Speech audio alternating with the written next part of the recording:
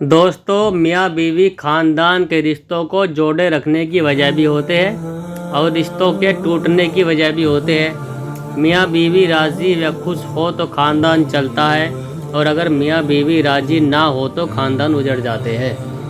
انسان دو چیزوں سے مل کر بنتا ہے، ایک تو روح اور دوسری چیز جسم۔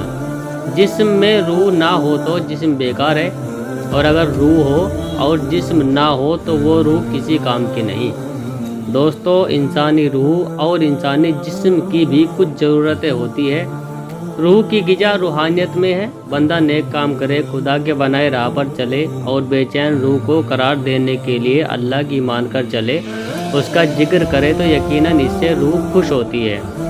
اور روح کے علاوہ دوسری چیز جسم بھی ہے۔ اگر جسم کو گرمی لگتی ہے، ٹھنڈی لگتی ہے، جسم کو بھوک و پیاس لگے، تو ان سب کو بھی پورا کرنے کے لیے بہت ساری سہولیت اور فیسلٹیز موجود ہے۔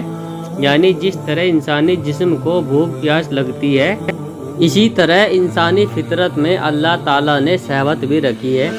کچھ لوگ جسم کی آگ بجھانے کے لیے حرام کام کرتے ہیں، اور کچھ لوگ ایسے بھی ہیں جو اپنے جسم کی ایمان کی طرح حفاظت کرتے ہیں اور کسی غلط کام کی طرف نہیں جاتے۔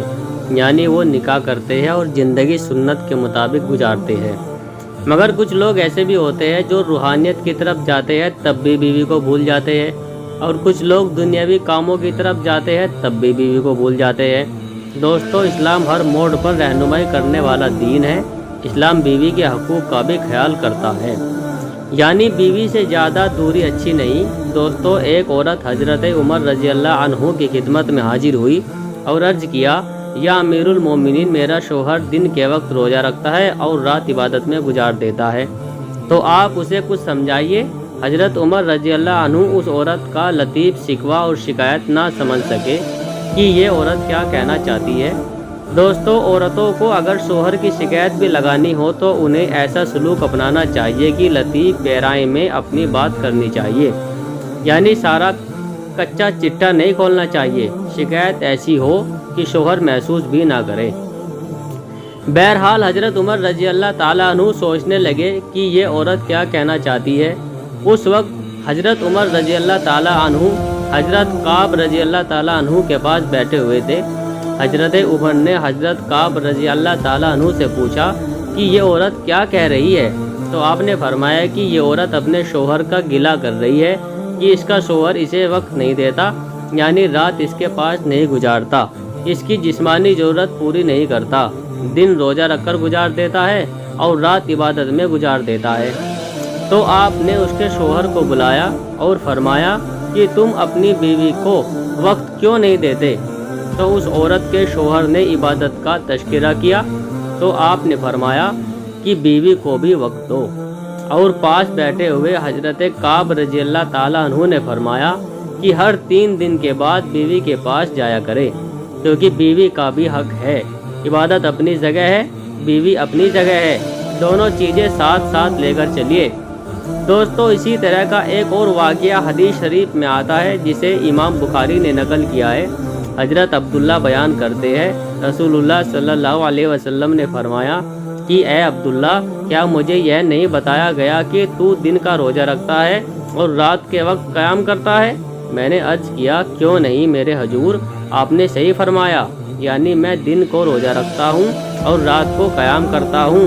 تو اس پر آپ نے فرمایا کہ اے عبداللہ، تم ایسا نہ کرو، یعنی دن میں روزہ بھی رکھو اور افطار بھی کرو، اور کبھی کبھی قیام بھی کیا کرو، اور کبھی سو بھی لیا کرو، اس لیے کہ تیرے جسم کا تجھ پر حق ہے اور تیری بیوی کا بھی تجھ پر حق ہے۔ دوستو، اسلام بیوی کا بھی حق بتا رہا ہے اور جسم کا بھی حق بتا رہا ہے، اور یہ سارے حقوق بتا کر اسلام عبادت کی طرف توجہ بھی دلا رہا ہے۔ اسلام بتا رہا ہے کہ بیوی کا شوہر پر یہ حق ہے کہ اس کا شوہر اس کے پاس رات بسر کرے۔ ابن قدامہ حنبلی رضی اللہ تعالیٰ عنہ فرماتے ہیں کہ کسی مرد کی بیوی ہو تو اس پر لازم ہے اور ضروری ہے کہ اس کے پاس کوئی عذر نہیں کہ وہ 4 راتوں میں سے 1 رات اس کے پاس بسر کرے۔ دوستو، یہاں 2 باتیں اہم ہیں۔ ایک وہ لوگ جو گھر سے دور ہے، اور دوسرے وہ لوگ جو گھر کے قریب ہے۔ اب جو گھر سے دور ہے ان کے لیے کیا حکم ہے؟ یعنی جو کمانے کے لیے گئے ہوئے ہیں یا فوج میں سرحد پر پہرا دے رہے ہیں، انہیں جلدی چھٹی نہیں ملتی تو انہیں چاہیے کہ وہ 4 ماہ کے بعد اپنی بیوی کے پاس کچھ وقت اپنی بیوی بچوں کے پاس گزارے۔ عمر رضی اللہ تعالیٰ عنہ کے دور میں یہ بات ملتی ہے کہ آپ کے دور میں جو لوگ گھر سے دور تھے یا سرحد پر تھے تو ان کے لیے آپ نے ہر 4 ماہ کے بعد چھٹی رکھی تھی۔ چنانچہ یہ واقعہ مشہور ہے کہ حضرت عمر بن خطاب رضی اللہ کا فوجیوں کے بارے میں حکم یہی تھا کہ انہوں نے فوجیوں اور سرحدی محافظوں کے لیے یہ مقرر کیا تھا کہ وہ اپنی بیویوں سے 4 مہینے تک دور رہے۔ جب یہ مدت پوری ہو جاتی تو انہیں واپس بلا لیا جاتا اور ان کی جگہ دوسروں کو بھیج دیا جاتا، اور جو لوگ قریب ہے روز گھر جاتے ہیں انہیں چاہیے کہ حالت حیض میں بیویوں کے پاس نہ جائے۔ کچھ لوگوں کو یہ معلوم ہی نہیں ہوتا کہ حالت حیض میں بیویوں کے پاس جانا ٹھیک نہیں ہوتا۔ دوستو، ہر کام کا اسلام نے وقت مقرر کیا ہے، ہر کام اسی وقت میں کرنا چاہیے، کسی ایک چیز کا ہو کر رہ جانا یہ اسلام کا مزاج نہیں۔ تو دوستو، فی الحال اس ویڈیو کو ہم یہیں پر ختم کرتے ہیں، اور اگلی ویڈیو آپ کس ٹاپک پر چاہتے ہیں ہمیں کمنٹ باکس میں ضرور بتائیں۔